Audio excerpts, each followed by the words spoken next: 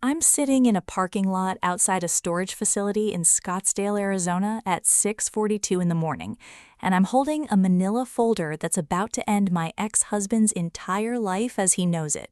3 weeks earlier, this man looked me in the eye in front of our own divorce attorney and swore under penalty of perjury that our marital assets totaled $340,000. That's what he told the court. That's what he told me. That's what he signed his name to. He was lying. I'm not talking about a rounding error. I'm not talking about a forgotten savings bond from 2004. I'm talking about $200,000, cash, crypto, and a business account that he moved, hid, and buried so deep he genuinely believed I'd never find it. Here's the thing about men like my ex-husband. They're smart, they're careful, they plan, but they make one mistake every single time, and it's the same mistake, over and over. They assume the woman they're divorcing is exactly as naive on the way out as she was on the way in. He assumed I was still that woman. I am not that woman anymore. And in about 10 minutes, I'm going to walk into that courtroom with a folder that doesn't just prove he lied.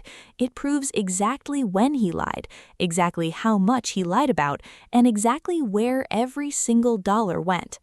But before I tell you what's in that folder, I need to take you back to the beginning, back to when I actually believed this man loved me.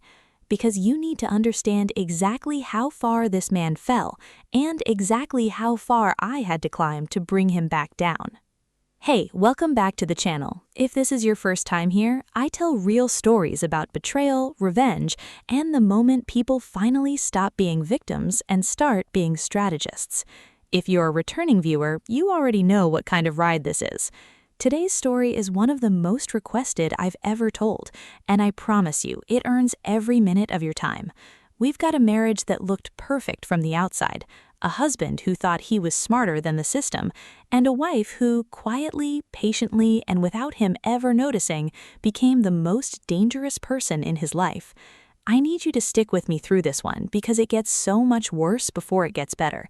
There's a moment around the halfway mark where I found something in his phone that made me physically sick to my stomach, and there's a moment near the end where karma doesn't just catch up to him, it sends him a certified letter. If you haven't already, hit subscribe now because the ending of this story is one you do not want to miss, and I promise you you're going to want to be here for the whole thing. Let's go back to the beginning. My name doesn't matter for this story. Call me Claire, since that's close enough. What matters is who I was 11 years ago when I met a man I'm going to call Marcus. I was 26. I'd just gotten promoted to a mid-level marketing role at a firm in Phoenix, and I was proud of myself, in that quiet way you are when you've built something on your own. I wasn't looking for anyone, and then Marcus walked into my best friend's engagement party wearing a blazer that fit a little too well, and he made a joke about the caterer's shrimp that made me laugh so hard I nearly choked. That's how it starts, right? A joke, a laugh, a guy who remembers your coffee order after one conversation. Marcus was charming in that effortless way that, looking back, should have been a red flag all on its own. He worked in commercial real estate. He was ambitious, and he had this habit of making you feel like the only interesting person in any room. 6 months in, he told me he loved me. 10 months in, we moved in together. 2 years in, we got married in a small ceremony outside Sedona, with red rocks behind us and about 60 guests who all said the same thing. You two just fit. For a long time, I believed that too. The first 5 years of our marriage were genuinely good. Not perfect, no marriage is, but good. We built a life. I kept climbing at my firm, eventually running my own small division. Marcus's real estate business grew steadily. He started taking on bigger commercial clients, flipping properties, building what he called passive income streams. We bought a house in a nice part of Scottsdale. We talked about kids, decided to wait, then decided maybe not at all, and we seemed okay with that decision together. But somewhere around year 6, something shifted. Small things at first, things you explain away because you don't want to be the paranoid wife who reads too much into a receipt. He started keeping his laptop password protected, which, fine, everyone should do that, but he also started closing it whenever I walked into the room, even if I was just bringing him coffee. He'd take business calls in the garage instead of the living room. He opened a new bank account for business expenses and never once showed me a statement. I noticed. I want to be really clear about that, because so many people watching this are going to think, how did you not see it? I saw it. I just didn't want to see what it meant. Every time I asked, he had an answer ready. Smooth, reasonable. It's just easier to keep business and personal separate for tax purposes. I don't want to bore you with spreadsheets. You trust me, right? That last one, you trust me, right? He used it like a weapon disguised as a question. Every time I asked something he didn't want to answer, he'd flip it back on me, making my curiosity the problem instead of his secrecy. Around year 7, I found a hotel charge on a shared credit card statement, a hotel 20 minutes from our house, on a Tuesday afternoon when he'd told me he was at a property walkthrough. I asked him about it. He said it was a client meeting that ran long and he needed somewhere quiet with Wi-Fi to finish paperwork. I wanted to believe him, so I did. Looking back now, that hotel charge was the first real crack in the foundation. But at the time, I told myself I was being insecure. I told myself 8 years of marriage meant something. I told myself a lot of things that turned out to be exactly what he needed me to tell myself. Here's a truth I want every person watching this to hear, because it took me way too long to learn it. A liar doesn't need you to believe him. He just needs you to want to believe him. Those are two very different things, and Marcus understood the difference perfectly. By year 9, our marriage looked, from the outside, exactly like it had looked from the beginning. We hosted dinner parties, we posted anniversary photos, we still laughed at each other's jokes sometimes, but underneath all of that, Marcus had built an entire second financial life that I knew nothing about, and he'd been building it for years. I didn't find out how deep it went until the day everything fell apart. But I want you to remember this moment, right here, because everything that happens next, every dollar he hid, every lie he told a judge, started with a man who decided, quietly, one day, that his wife didn't need to know where the money was going. But what happened next, I never saw coming. It was a Thursday in March. I remember because I'd taken a half day off work to get my car's oil changed, and I came home 3 hours earlier than Marcus expected me to. His laptop was open on the kitchen island, unlocked. He'd stepped out to take a call in the backyard, and for the first time in 3 years, I was standing in front of an unlocked screen that had always been closed to me. I want to be honest with you. I almost didn't look. Some old, loyal part of me still felt like snooping was a betrayal of trust, even after everything. But then I saw the tab open on his screen. It was a cryptocurrency exchange, a wallet balance, and the number on that screen was $84,700. My stomach dropped. We didn't have a crypto account. We'd talked about it once, years ago, and decided against it together. Too risky, Marcus had said. Not worth it for us. I remember agreeing with him. I remember thinking how responsible he was. I didn't touch the laptop. I didn't want him to know I'd seen anything. Not yet. I needed to think. But that number sat in my head for the rest of the day like a splinter I couldn't stop pressing on. That night, I couldn't sleep. I lay next to a man I'd shared a bed with for 9 years, and I genuinely did not know who he was anymore. The next morning, I did something I'm not proud of, but I don't regret it either. I went through his desk drawer while he was in the shower, and that's when I found the second thing, a folder tucked behind old warranty paperwork with printed statements from a business account I'd never heard of, an LLC, registered 18 months earlier under his name only. The account had a balance of $61,200. 2 accounts, nearly $150,000 that I had absolutely no knowledge of, sitting quietly in the background of a marriage I thought I understood. I confronted him 3 days later. I planned it carefully. I wanted to see his face when I asked, before he had time to construct a story. I asked him directly, "What is the LLC account for, and why didn't you tell me about it?" And here's the moment I want every person watching this to really sit with, because this is where the manipulation stopped being subtle and became something else entirely.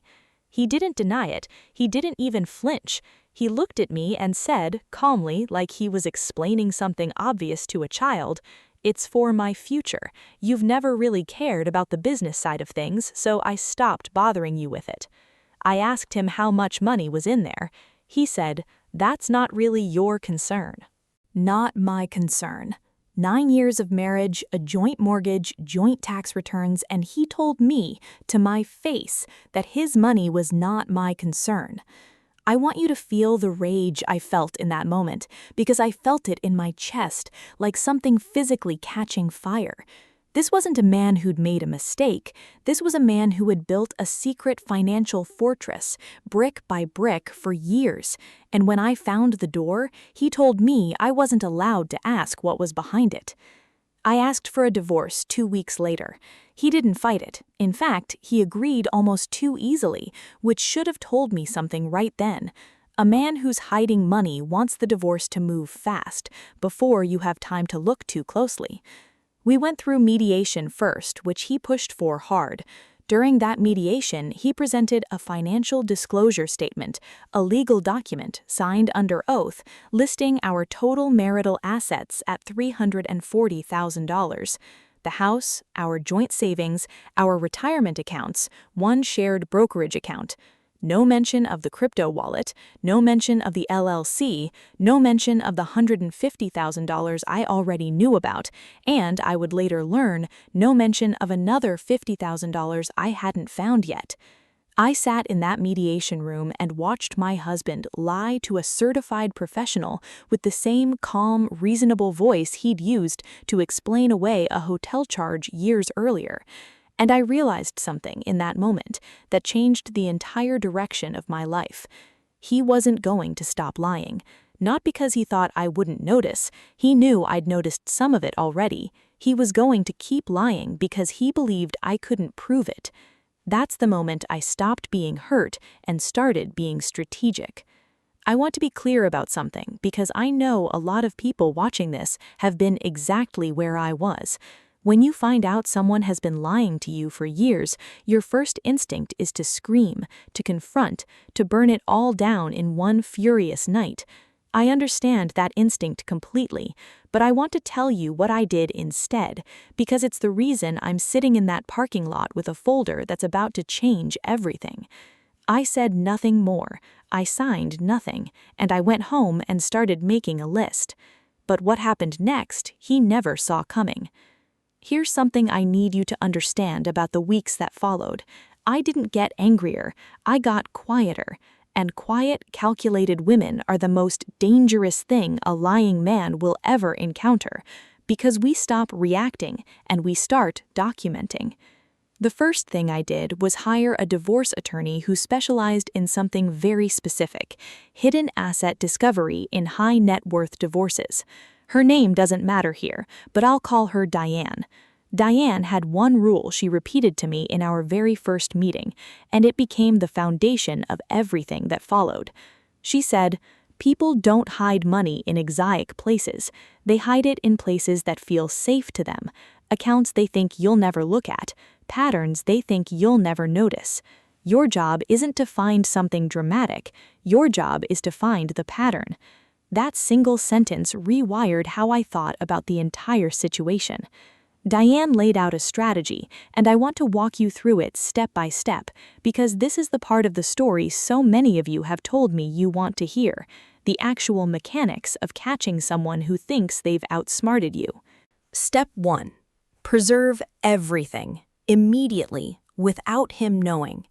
Before I said another word to Marcus about money, I quietly downloaded and saved every joint bank statement, every joint tax return, every piece of financial paperwork I had legal access to as a joint account holder. I did this over about 4 days, a little at a time, so it wouldn't look unusual if he happened to check account activity. Step 2. Formal financial discovery. Diane filed for what's called a formal request for production of documents and interrogatories. legal tools that require a spouse under oath to disclose specific financial records. This isn't snooping, this isn't illegal. This is a completely legal, court-sanctioned process that every person going through a divorce with shared finances has the right to use. We requested 3 years of bank statements from every account he'd ever held, business tax filings for any LLC registered in his name, and full transaction histories for any investment or brokerage accounts. Marcus's attorney pushed back, hard, arguing the request was overly broad. That pushback told us everything. Innocent people don't fight discovery. People with something to hide fight discovery. Step 3. The forensic accountant. This is the part that changed everything. Diane brought in a forensic accountant, someone whose entire job is finding money that's been deliberately obscured. I'll call her Renee. Renee had spent 15 years tracing hidden assets in divorce and business fraud cases, and she taught me something I'll never forget. She said hidden money almost always leaves a trail because moving large sums without a trace requires either total cash, which is rare and hard to manage, or a series of transfers that, if you follow them patiently enough, always lead somewhere. Renee started with something deceptively simple: bank statement analysis, month over month, looking for patterns, recurring transfers to unfamiliar accounts, sudden withdrawals right before large deposits elsewhere, business expenses that didn't match any actual business activity. And she found something almost immediately. 18 months earlier, right around the time he opened that LLC, there had been a series of transfers, roughly $8,000 to $12,000 at a time, moving out of our joint savings account and into an account we didn't have visibility into. Never enough at once to trigger a bank's automatic large transaction reporting, small enough to look ordinary, consistent enough to be deliberate. Consistent enough to be deliberate. He'd been draining money from an account I contributed to. My own salary deposits went into that joint account, a little at a time, for a year and a half, moving it somewhere I couldn't see. I remember sitting in Renee's office when she showed me the spreadsheet she'd built, dozens of transactions laid out in neat rows, every single one a small piece of a much bigger theft. I remember feeling my hands shake, not from sadness this time, but from something colder, something closer to certainty. Step 4. The crypto trail. Cryptocurrency feels untraceable to people who don't understand how it actually works. Marcus clearly believed his crypto wallet was invisible. It wasn't. Renee subpoenaed transaction records from the exchange itself, a completely legal process once litigation is underway, and the records showed the wallet had been funded through a linked bank account, the same LLC account we'd already flagged. Every transfer in, every transfer out, time-stamped and traceable. The wallet balance the day I saw it on his laptop, $84,700, wasn't static either. It had grown from an initial deposit of just under $30,000 18 months earlier, meaning he hadn't just hidden $84,700, he'd hidden the original deposits too, money that should have been part of our marital assets from the very beginning. Step 5. The business itself. Here's where it got almost darkly funny, if I'm honest. The LLC Marcus had set up, the one he told me wasn't my concern, had a business bank account with $61,200 sitting in it. But when Renee pulled the LLC's actual business filings and tax documents, there was no real business activity, no clients, no invoices, no expenses that matched any legitimate operation. It wasn't a business, it was a container, a place to park money and call it something other than marital assets. Step 6. Building the case quietly. Over the following 6 weeks, while Marcus continued going through the motions of a civil, low-conflict divorce, his words, not mine, said with that same easy charm he'd always had, Diane and Renee built a complete financial timeline. Every transfer, every deposit, every dollar he had moved, and exactly when he moved it relative to when he started planning this divorce. I didn't say a single word to him about any of it, not one hint. I kept showing up to mediation sessions calm, cooperative, even a little sad, exactly the wife he expected to see, because Diane's advice was simple: never let him know what you know until the moment it matters most. There was one near miss that still makes my stomach tighten a little when I think about it. About 3 weeks into the investigation, Marcus mentioned almost casually that he was thinking about simplifying some of his accounts, moving money around for tax efficiency before the divorce was finalized. If he'd actually done that, consolidated or emptied those accounts before we had everything documented, some of what we'd traced could have become much harder to prove in court. Renee moved fast. Within days, Diane filed an emergency motion for a temporary restraining order. Order on marital assets, specifically freezing the accounts we'd identified, citing the discovery violations we already had documented evidence of. The judge granted it within 48 hours. Marcus was livid. He called me, for the first time in weeks, actually raising his voice, demanding to know why I was trying to control his money. I remember standing in my kitchen, phone against my ear, and saying only one sentence: "Talk to your attorney." Then I hung up. That was the moment I knew, really knew, that I wasn't the same woman who'd once explained away a hotel receipt. I'd spent 9 years learning how to give this man the benefit of the doubt. It took me about 6 weeks to learn how to build a case that would take away every doubt he had left. We had the transfers. We had the LLC. We had the crypto trail. We had a signed financial disclosure that didn't match a single one of them. We were ready. But what happened next, he genuinely never saw coming. Which brings us back to that parking lot, 6:42 in the morning, a manila folder on the passenger seat that represented 6 weeks of quiet, methodical work. We weren't actually at a storage facility for the hearing. Renee had asked me to swing by there first that morning to pick up a physical backup of financial documents she'd stored securely, just in case anything digital was ever challenged. Belt and suspenders, she called it. I sat in that parking lot for a few minutes before driving to courthouse, just breathing, just letting myself feel, one last time, everything I'd been holding in for 6 weeks. Then I drove to court.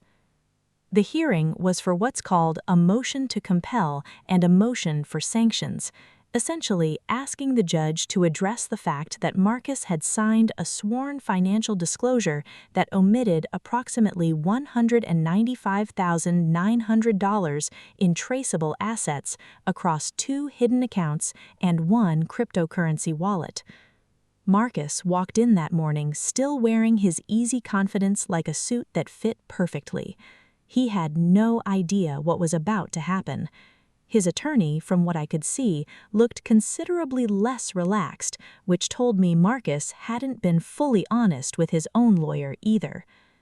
Diane presented the evidence methodically, the bank statements showing the systematic transfers out of joint savings, the LLC filings showing an account with no legitimate business activity, the subpoenaed crypto exchange records showing the wallet's full funding history, and, finally, side by side on a screen in that courtroom, Marcus's signed financial disclosure, sworn under penalty of perjury, next to the actual documented total. $340,000 declared, $535,900 actual. I watched Marcus's face while Diane read that number out loud. I watched the exact moment his expression cracked, just slightly, just enough, because he realized in real time that every account he thought was invisible had a paper trail leading directly back to him. His attorney asked for a recess. The judge denied it, and instead asked Marcus directly on the record to explain the discrepancy between his sworn disclosure and the evidence in front of the court. And here's a moment I want you to really sit with, because it's the moment every viewer of this story has told me they replay in their heads afterward. Marcus tried the same tone, the same easy, reasonable, let me explain this to you like you're a child voice he'd used on me for years. He said something about still finalizing some business valuations and not wanting to overcomplicate an already stressful process. The judge did not find that explanation reasonable at all. Because here's the thing about lying to your spouse for years. It might work if she stays the same person she was when you started. But lying to a judge under oath with a forensic paper trail sitting on a screen in front of him is an entirely different kind of mistake. Judges do not appreciate being lied to, and this judge made that very, very clear. The judge found Marcus in violation of disclosure obligations and issued sanctions, awarding me a significant portion of attorney's fees to be paid directly by Marcus, on top of ordering the immediate, full inclusion of all hidden assets into the marital estate for equitable division. Every dollar in that crypto wallet, every dollar in that LLC account, every dollar quietly siphoned out of our joint savings, all of it back on the table, now fully documented and impossible to dispute. I want to be honest, I didn't celebrate in that courtroom. I sat very still, hands folded, exactly the way Diane had coached me to, because the last thing you want is to look gleeful in front of a judge who's still deciding the final numbers. But inside, something in me finally exhaled after 9 years of holding my breath. Here's the twist nobody saw coming, including me. During the discovery process, Renee had also flagged something unusual in the LLC's filings, a series of small, recurring payments to a name I didn't recognize, going back almost 2 years. At first, we assumed it might be another hidden account or a business partner. It turned out to be something else entirely: consistent payments to a woman named Jessica, listed in the LLC.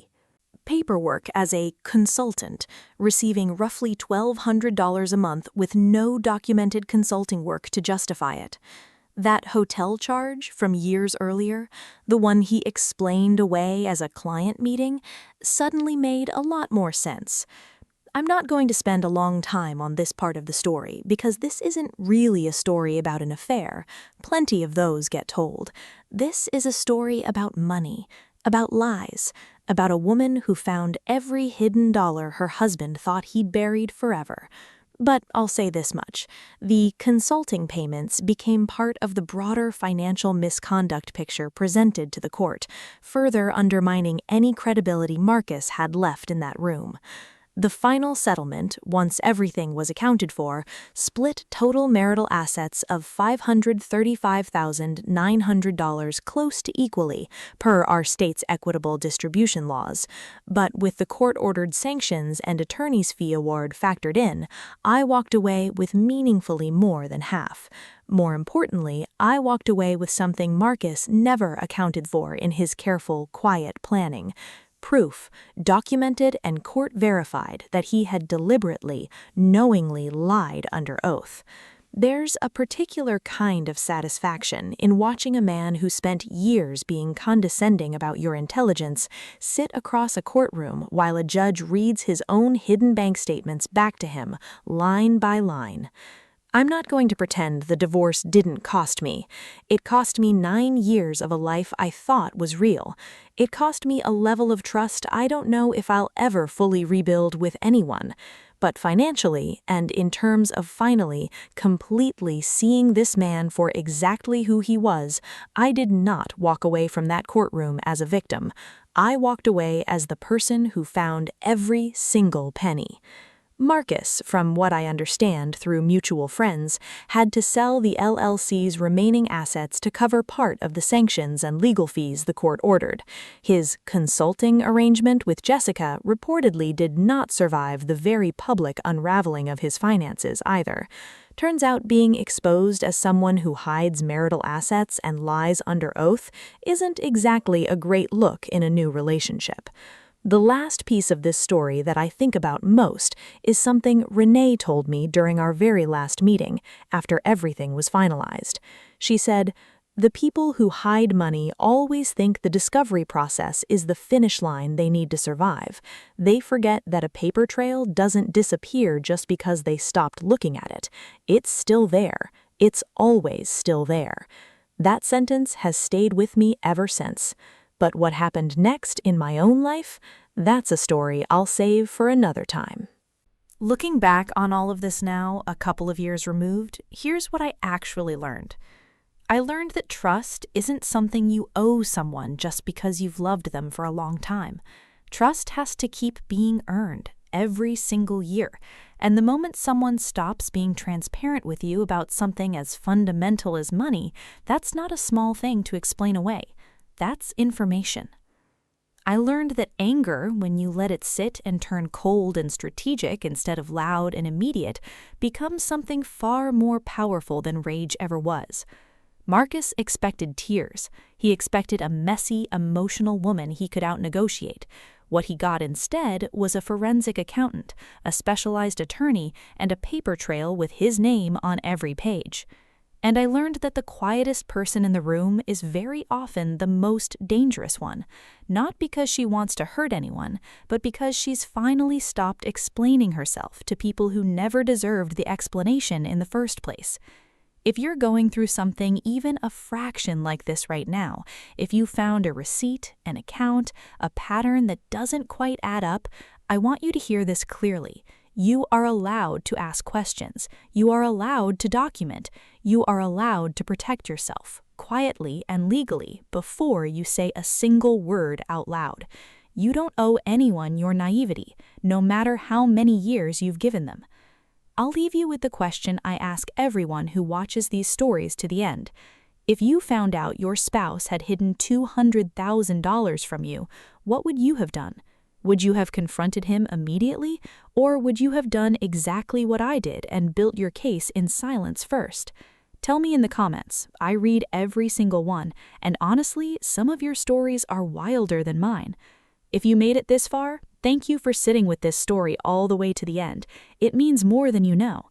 If you haven't already, hit subscribe, because next week's story might be the one that finally makes you say "no way" out loud. I'll see you in the next one.